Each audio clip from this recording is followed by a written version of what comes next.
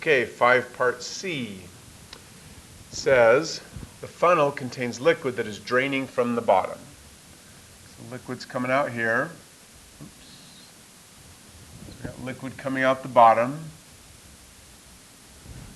At the instant when the height of the liquid is 3.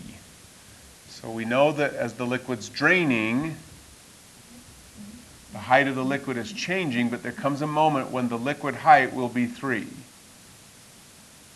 We don't stop the process, but at that moment, the radius is decreasing at a rate of 1 over 5. So you should write down dr dt is negative 1/5, because the radius is getting less and less at that moment. Hence, the rate must be negative. At this moment, what is the rate of change of the height? That's related rate. They're giving us a rate and they want another related rate. So I go straight to my dread process and I say, okay, I've got this rate written down. They want this rate, which means I need an equation that uses the corresponding amounts h and r. This problem goes very straightforward because they already gave me an equation containing h and r. So now I need to differentiate that equation. So here I wrote down the equation. Now I apply the derivative operator, d over dt, to both sides of this equation. Let's show a little more detail there. So I've got r equals 1 over 20, parenthesis, 3 plus h squared. So then I go d over dt of the r, and I also have to go d over dt of the 1 over 20 times 3 plus h squared.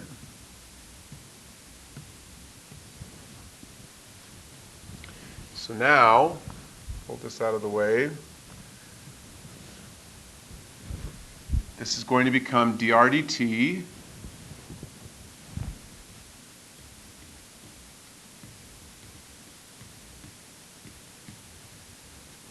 okay, this is a constant multiplied by something. So the constant factor comes out. Now I have the derivative of 2 terms adding. The derivative of the 3 is 0. The derivative of h squared will be 2h to the first power multiplied by d over dt of the h. Like that.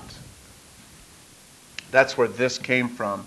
You get that far, they'll give you 2 points. I'm not sure there's any way to get 1 point in this problem at that moment. I think you've got to get to that red box to get the 2 points. But my goal here is to solve for dh dt.